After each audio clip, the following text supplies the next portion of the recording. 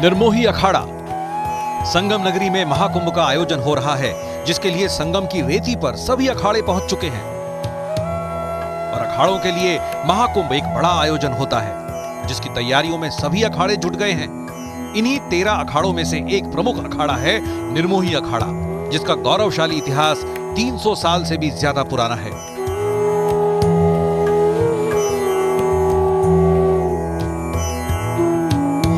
गौरवशाली इतिहास। अखिल भारतीय अखाड़ा परिषद से मान्यता प्राप्त 13 अखाड़ों में से एक है निर्मोही अखाड़ा। निर्मोही अखाड़े की स्थापना 1720 में रामानंदाचार्य ने की थी। भगवान राम के प्रति समर्पित इस अखाड़े का मुख्यालय वाराणसी में है और अयोध्या में राम मंदिर के लिए संघर्ष में निर्मोही अखाड़े की प्रमुख भूमिका रही है। भगवान राम को मानने वाला अखाड़ा।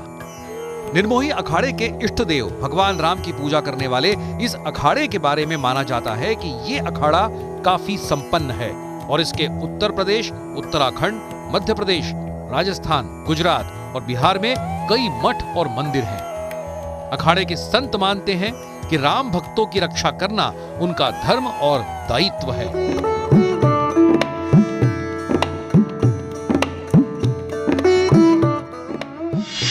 राम मंदिर आंदोलन में योगदान। अयोध्या में राम मंदिर आंदोलन में निर्मोही अखाड़े की बड़ी भूमिका रही है। कहा जाता है कि 1853 में निर्मोही अखाड़े के कुछ साधुओं ने विवादित परिसर पर कब्जा कर लिया था और पूजा पाठ शुरू भी कर दी थी। और इसी निर्मोही अखाड़े ने सबसे पहले राम जन्मभूमि की जमीन पर स्वामित्व के लिए 1885 में निर्मोही अखाड़े के महंत रघुवर दास ने रामलला का पहला मुकदमा दाखिल किया था और रामलला जन्म स्थान वाले चबूतरे पर छत्र मंदिर बनवाने के साथ पूजा की इजाजत मांगी थी। वहीं 1934 में राम जन्मभूमि पर कब्जा छुड़ाने के प्रयास में निर्मोही अखाड़े के महंत नरोत्तम दास और रामशरण दास की भूमिका आज भी याद की जाती है।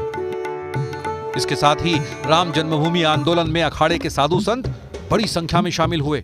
उन्होंने कई प्रदर्शनों में भाग लिया और राम मंदिर के लिए जागरूकता फैलाई।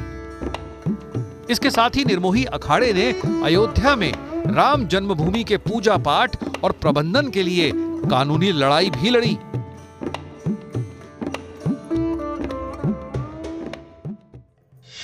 आजादी की लड़ाई में भूमिका।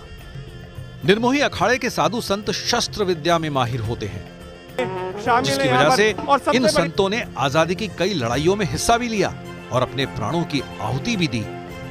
संतों का कहना है कि निर्मोही अखाड़े ने शिवाजी, बंदा बैरागी और रानी लक्ष्मीबाई की मदद की थी।